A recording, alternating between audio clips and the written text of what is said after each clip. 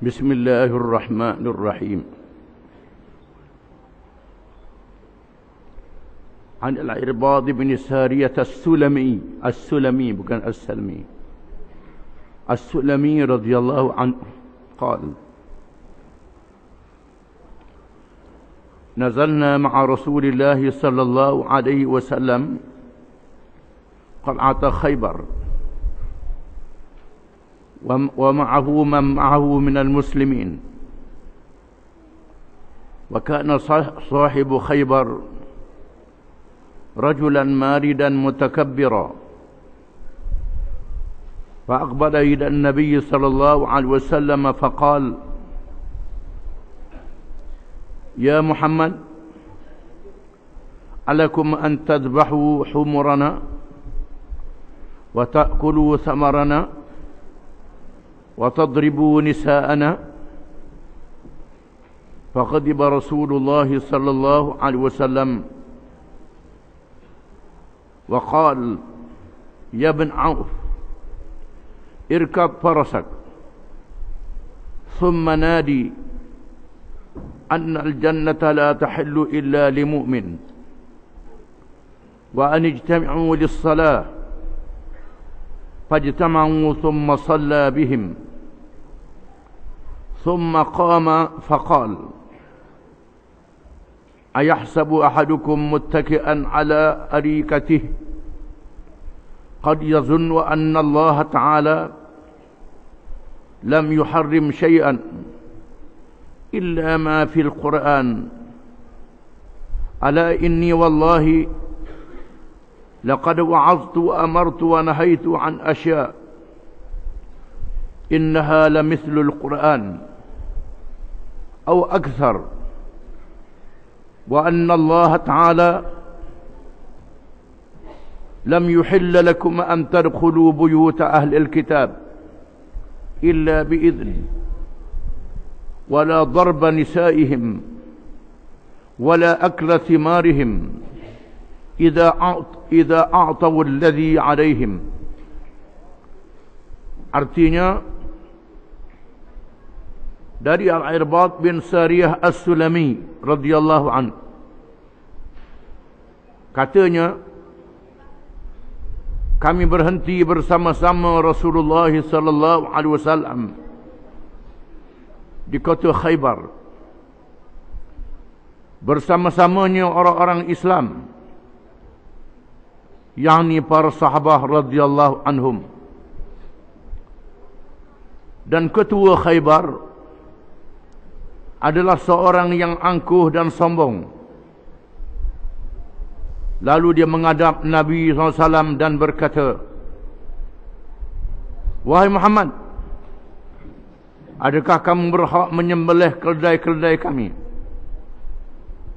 memakan buah-buahan kami, menawan perempuan-perempuan kami?"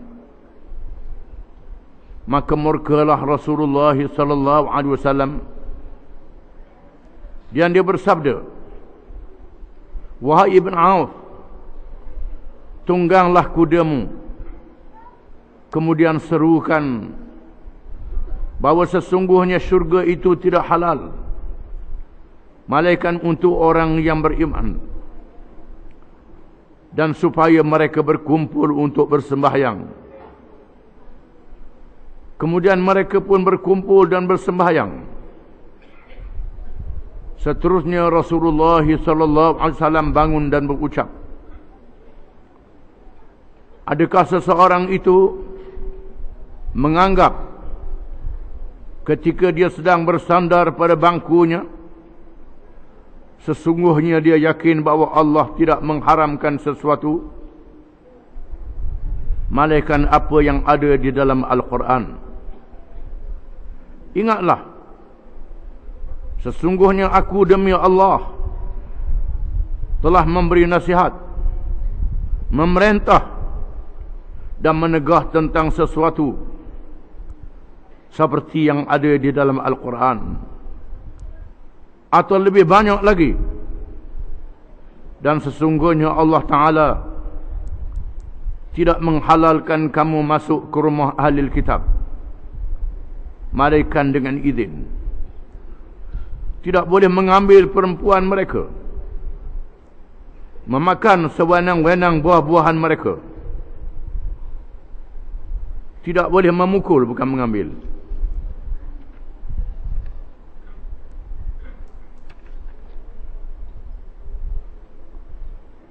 Tidak boleh memukul perempuan mereka, memakan sewenang-wenang buah-buahan mereka, apabila mereka telah memberi hak yang dikenakan kepada mereka.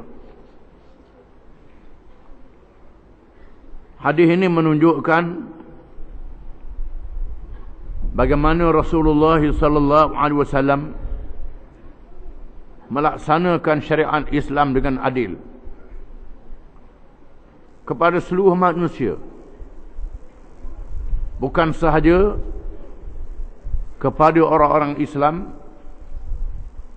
termasuk kepada orang-orang yang bukan Islam. Hadis ini menceritakan berkenaan dengan peperangan Khaybar, iaitulah satu peperangan yang berlaku di antara tentera Islam di zaman Rasulullah sallallahu alaihi wasallam dengan orang-orang Yahudi. Apabila orang-orang Yahudi ataupun kaum Yahudi pada awalnya diajak bertahaluf, yakni bersepahaman dengan orang-orang Islam bersama Rasulullah sallallahu alaihi wasallam, supaya mereka dibenarkan berada di bawah kerajaan Islam, dalam keadaan mereka tidak dipaksa masuk Islam, dan dibenarkan mereka beramal dengan ajaran agama mereka sendiri,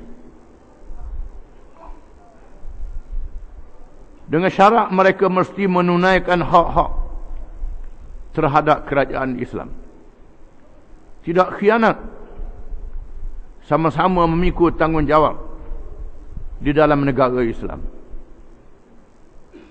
Apabila orang-orang Yahudi sedikit saja masuk Islam dan sedikit sahaja yang terus berada di bawah kerajaan Islam dengan baik, kebanyakan mereka khianat berbagai-bagai cara untuk menjatuhkan kerajaan Islam, mengadakan hubungan dengan orang-orang musyrikin, sehingga berlakunya peperangan Ahzab yang mengepung Madinah, merancang untuk membunuh Nabi sallallahu alaihi wasallam dengan sihir, dengan racun, dan berbagai-bagai kejahatan lagi, menyebabkan sebahagian mereka diambil tindakan. Ada yang dijatuhkan hukuman bunuh, iaitulah lelaki-lelaki yang mampu berperang. Sebahagian mereka dihalau, sebahagian mereka melarikan diri, dan mereka menawan Khaybar yang letaknya di utara Madinah, jalan ke Tabuk, ke Jordan. Mereka mendirikan kota yang berlapis-lapis di Khaybar dan menjadi bahaya kepada Islam. Lalu Rasulullah sallallahu alaihi wasallam memimpin bala tentera untuk menyerang Khaybar. Bila sampai di pinggir Khaybar, berkhemah di tempat markas operasi tentera yang disediakan. Nabi SAW bersabda di waktu malamnya, besok harinya berperang, sabda Rasulullah sallallahu alaihi wasallam, la'utiyanna ar-rayata ghadan rajulan yuhibbu Allah wa rasulahu wa yuhibbuhu Allah wa rasuluhu. Esok aku akan serahkan bendera perang kepada seorang yang mengasihi Allah dan Rasul, dan Allah dan Rasul mengasihinya. Maka ramai sahabat-sahabat yang datang awal bersemayang subuh bersama dengan Nabi SAW, dan ada yang datang sebelum subuh kerana berebut untuk menerima bendera yang diserahkan oleh Nabi SAW bagi memimpin bala tentera di barisan hadapan. Sehingga Sayyidina Umar ibn Khattab radhiyallahu anhu berkata, tidak pernah ada dalam hati aku untuk berebut menjadi ketua, malaikat pada hari itu, hari perang Khaybar. Kerana menjadi ketua adalah satu amanah, dan Nabi SAW bersabda, la nuwalli ahadan talabahu aw harasa alaih. Demi Allah, aku tidak akan melantik orang yang terlalu ingin meminta menjadi ketua, meminta jawatan, dan orang yang terlalu gemar kepadanya. Kerana ini adalah amanah. Orang yang memegang jawatan dengan diberi kepadanya bukan dia nak sangat, ditolong oleh Allah. Orang yang nak sangat boleh akan dibebankan oleh Allah dan tidak ditolong oleh Allah. Kata Sayyidina Umar radhiyallahu anhu, tetapi pada hari perang Khaybar itu aku terlalu ingin untuk menjadi ketua, kerana Rasulullah menyebut rajulan yuhibbullah wa rasulah wa yuhibbuhullahu wa rasuluh. Orang yang diberi menjadi ketua ini orang yang mengasihi Allah dan Rasulnya, dan Allah dan Rasul sangat mengasihinya. Mereka menunjuk diri supaya dipandang oleh Rasulullah SAW dan melantiknya. Tiba-tiba tak ada seorang pun yang disebut nama. Disebutnya Aina Ali, mana dia Ali?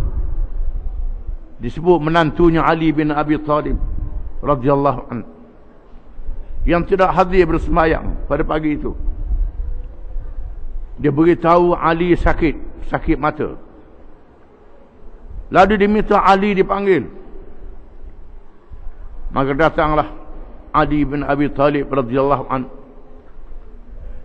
Lalu Rasulullah SAW meludah ke dalam matanya dan berlakulah mukjizat, sembuh baik dengan serta-merta. Dia serah kepadanya bendera. Sebaik saja Sayyidina Ali memegang bendera, berdiri dengan tegak sebagai seorang tentera yang gagah berani, memandang ke arah Khaybar dan berkata, uqatiluhum liyakunu mithlana, saya perangi mereka supaya mereka jadi macam kita, yang jadi Islam macam kita. Sabda Rasulullah sallallahu alaihi wasallam, ala rislik idza kunta bisahatihim ud'uhum ila syahadati an la ilaha illallah wa inni rasulullah wa ma yajibu alaihim min al-haq la an yahdiyallahu bika rajulan wahida khairul laka min humrin na'am. Maknanya, jangan gopoh, jangan cepat sangat. Dengar dulu apa yang aku arahkan. Bila kamu sampai di medan mereka, yang pertama, ajak mereka kepada Islam. Bukan serang lagi. Ajak mereka dulu kepada Islam, supaya mereka mengucap dua kalimah syahadah, mengaku bahawa tidak ada Tuhan yang sebenar melainkan Allah, dan Muhammad itu Rasulullah, dan hak yang wajib mereka tunaikan bila menjadi seorang Islam. Demi sesungguhnya kejayaanmu menjadikan seseorang itu mendapat petunjuk sehingga menjadi Islam, lebih baik daripada humrin na'am, iaitulah binatang unta yang berwarna merah, merupakan kenderaan yang paling mahal harganya.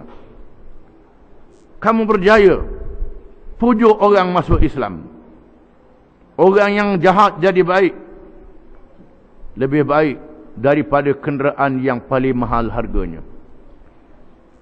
Jangan serang lagi, kerana kamu berjaya pujuk orang terima Islam, lebih baik daripada bunuh dia. Kalau bunuh dia habis itu saja. Jasana hadis mengatakan, man sanna sunnatan hasanatan falahu ajruha wa ajru man amila biha. Barang siapa yang menunjukkan jalan yang baik kepada seseorang, dia dapat pahala, dan pahala orang yang ikut perkara yang baik itu sehingga hari kiamat. Begitulah orang yang menunjukkan jalan yang jahat. Orang jadi jahat, dia berdosa, dan dia akan menerima padahnya sehingga hari kiamat. Menunjukkan bahawa kejayaan kita pujuk orang itu jadi Islam, kita dapat pahala masa pujuk itu. Dia masuk Islam, kita dapat pahala. Dia boleh hanut zuriat keturunan, dia ajak orang lain masuk Islam, sehingga sepanjang keturunan dan zuriat dapat pahala sepanjang-panjangnya. Di sinilah kelebihan Nabi kita Muhammad sallallahu alaihi wasallam daripada nabi-nabi yang lain sebelum daripadanya. Kerana umatnya ramai, kerana umatnya berjaya mengajak orang lain masuk Islam, mengajak orang yang jahat jadi baik, mendapat pahala berpanjangan. Kalau terpaksa berperang, matilah musuh itu, habis itu saja, sekadar itu saja. Balik kepada peperangan Khaybar. Maka berlakulah peperangan Khaybar, sehingga memakan masa beberapa hari, dan tentera Islam berjaya menawan Khaybar, menawan kotanya. Sebahagian penduduk Yahudi dibunuh dalam peperangan. Ada tawanan di mana salah seorang pemimpin Yahudi yang ditawan dengan sombong menyatakan kepada Nabi sallallahu alaihi wasallam, mencela Nabi, seolah-olah Nabi nak bunuh binatang-binatang, nak menjadikan perempuan-perempuan Yahudi Khaybar hamba-hamba abdi yang dipukul. Zalimnya Islam ni. Islam ni zalim bila sudah menang. Tidak, Islam tidak zalim. Bahkan Nabi SAW mengarahkan bala tentera Islam dan sahabat-sahabatnya juga mengarahkan sebagaimana yang diarah oleh Nabi SAW. Uqtulu fi sabilillah, uqtulu bismillah wa fi sabilillah, wa la taqtulu imra'atan wa la shaykhan kabiran wa la rahiban fi sawma'atihi wa la taqta'u shajaratan musmirah, uqtulu wa la taqduru wa la tumathilu, atau kama qala. Berperanglah dengan nama Allah untuk menegakkan agama Allah. Bila kamu berperang, jangan membunuh orang tua, jangan membunuh perempuan, jangan membunuh kanak-kanak, budak-budak, jangan membunuh padri-padri, pendeta-pendeta, sami-sami yang beribadat di rumah ibadat. Jangan merosakkan kebun-kebun. Begitulah juga binatang-binatang ternakan. Bila membunuh musuh, jangan dicincang musuh itu. Jangan menyaing mayatnya yang sudah mati. Jangan khianat kepada perjanjian. Itu pesanan Nabi SAW kepada tentera Islam. Di mana orang Islam adil, bukan sahaja masa aman, masa memerintah, termasuklah di masa peperangan. Hadis ini menunjukkan bagaimana Nabi SAW mengarahkan tentera Islam tidak boleh masuk ke dalam rumah ahli kitab, orang-orang Yahudi dan Kristian, melainkan dengan minta izin dulu. Ada adab. Jangan memukul perempuan-perempuan mereka. Jangan merosak kebun-kebun buahan mereka. Beri hak yang wajib ditunaikan selagi mereka menunaikan kewajipan sebagai rakyat. Hendaklah berlaku adil terhadap mereka. Di mana amalan ini disambung oleh kerajaan Islam sepanjang zaman, menyebabkan orang kafir masuk Islam.